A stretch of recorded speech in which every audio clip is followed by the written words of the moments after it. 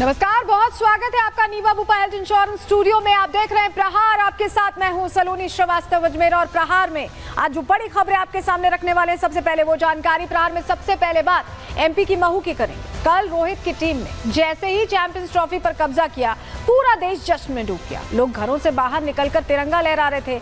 लेकिन अगर मैं आपको बताऊं कि अपने ही देश में जश्न मना रहे लोगों पर पत्थरबाजी हुई, तो आप क्या कहेंगे? जब टीम इंडिया न्यूजीलैंड को हराकर यहाँ चैंपियंस ट्रॉफी जीत गई, तो देश में होली से पहले दिवाली जैसा माहौल आपने देखा होगा। तो ये जश्न कट्टरपंथियों को पसंद नहीं आ रहा है। भारत में रहने वाले ये लोग हैं कौन जिन्हें अपने ही देश की जीत से इतनी दिक्कत हो गई? जहां इस जीत से हर हिंदुस्तानी जोश से भर गया, वहीं कुछ गद्दारों के सर पर मानो खून सवार था। पत्थरबाजी के बाद आगजनी भी करने लगे, हिंदुओं को टारगेट करने लगे। क्या ये लोग देश की जीत को अपनी जीत नहीं मानते? प्रश्न यही है। खबर के इस पहलू पर पूरी जानकारी के साथ पूरी खबर भी आपको बताएंगे। दूसरी खबर दिल्ली के गाजीपुर से है, जहां एक युवक की गोली मारकर हत्या कर दी गई। मामूली कहासुनी में रोहित को मौत के घाट उतारा गया।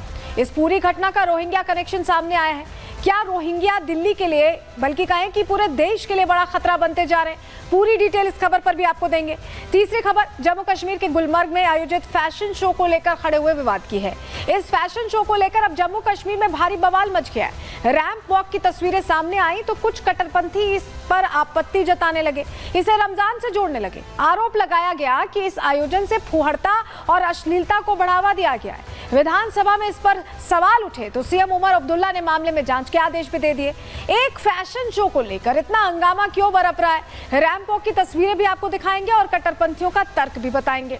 और आखिर में बात संभल की करेंगे, क्योंकि यूपी के संभल में आज से होली की शुरुआत हो गई है। रंग भरी एकादशी के दिन संभल अलग ही नजर आया। शोभा यात्रा निकाली गई। 46 साल बाद संभल में ये पहला मौका है जब बेखौफ वाली भगवा होली हो रही है। आज से शुरू हुई होली की धूम 14 मार्च तक रहने वाली है। तो कोई कट्टरपंथी होली के रंग में भंग न डाल पाए, इसलिए संभल प्रशासन ने पूरी फोर्स को ही सड़क पर उतार दिया है। संभल पर जो सनातनी रंग अब सामने आए, सनातनी स्वरूप अब सामने आए, वो भी हम आपको दिखाएंगे। लेकिन चलिए सबसे पहले बात महू की कर लेते हैं कि यहाँ चैंपियंस ट्रॉफी जीतने के बाद कैसे कुछ लोगों को ये रास नहीं आया कि भारत ने इतनी बड़ी जीत दर्ज कर ली। गर्व करने के बजाय पत्थरबाजी क्यों करने लगे, अब यही बताने जा रहे हैं आपको।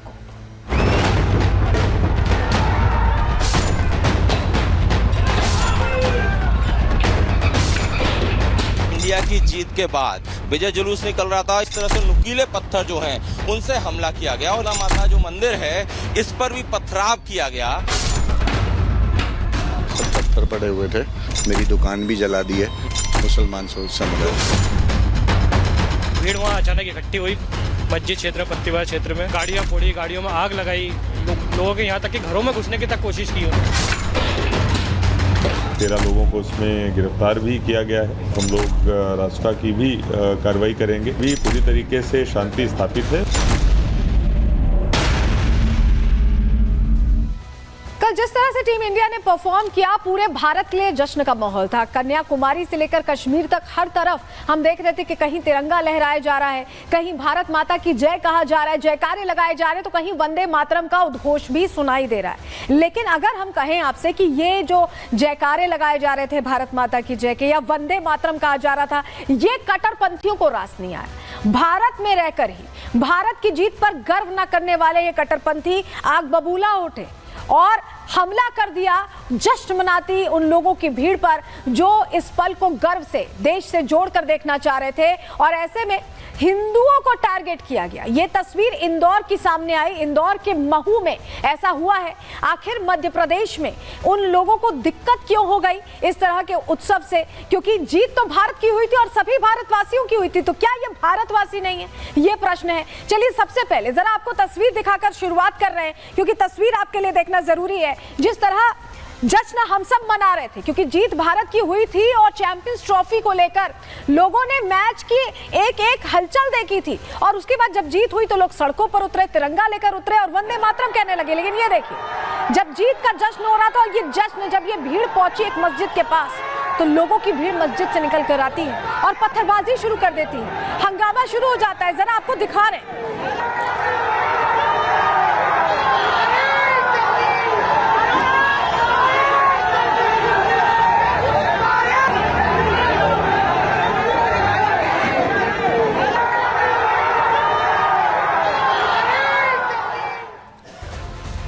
के जश्न में खलल डालने की कोशिश की गई, उसे बर्बाद करने की कोशिश की गई और यहां तक कि हमला किया गया, आगजनी की गई। हुआ क्या है बता रहे हैं आपको।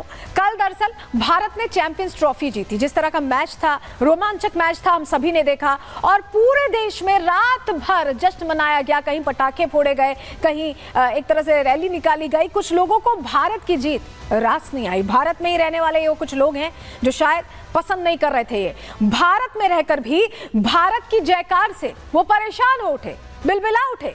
इंदौर के महू में विजय यात्रा जब निकाली जा रही थी तो पत्थरबाजी शुरू हो गई, पत्थर बरसते दिखाई दिए। महू की मस्जिद से बताया जा रहा है पत्थर बरसाए गए, क्योंकि जैसे ही विजय यात्रा मस्जिद तक पहुंची बड़ी संख्या में लोग निकले और पत्थरबाजी शुरू हो गई। गली में खड़ी कार्स को भी आग के हवाले कर दिया गया। खास तौर पर देखा गया कि कौन कौन सी दुकानें हिंदुओं के, उसके आसपास मुस्लिमों की भी दुकानें थी, विशेष समुदाय के लोगों की भी दुकानें थी, लेकिन उन्हें नुकसान नहीं पहुंचाया गया, हिंदुओं की दुकानों को नुकसान पहुंचाया गया। संभल की तरह महू में भी नकाब पहने पत्थरबाज आए और पत्थरबाजी की घटना शुरू हो गई।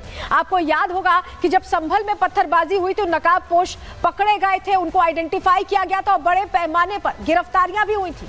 और अब लग रहा है कि वही पैटर्न इंदौर में फॉलो किया गया है। क्यों हम ऐसा कह रहे हैं? क्योंकि कई प्रश्न खड़े होते हैं। प्रश्न क्या है?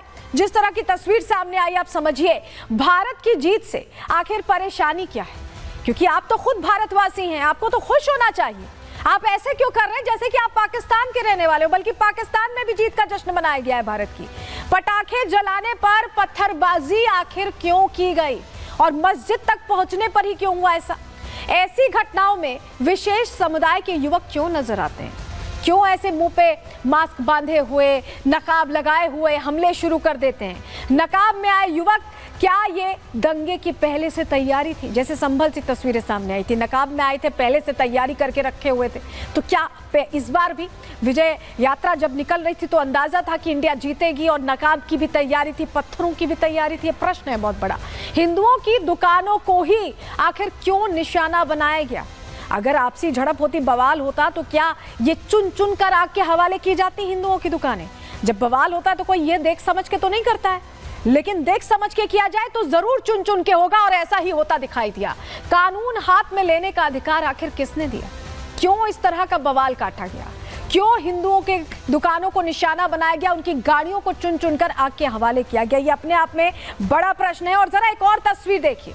आप सोच रहे होंगे कि मैं ऐसा क्यों कह रही हूँ कि विशेष समुदाय के लोग थे। जरा दंगाइयों को पहचानिए, हमने आपके लिए खास तौर पर हाईलाइट किया। फुल स्क्रीन करिएगा ये तस्वीर जरा और देखिए। अब आप खुद पहचानिए, इनमें से दंगाइयों को पहचानिए, आप खुद समझ जाएंगे कि कौन है। हाथों में पत्थर, जिहादी मंसूबे, समझ में आ रहा है कि किस तरह की इनकी मंशा है, किस समुदाय से है। ये तस्वीर देखकर आप खुद समझ जाएंगे, आप खुद समझ जाएंगे तस्वीरों को देखकर।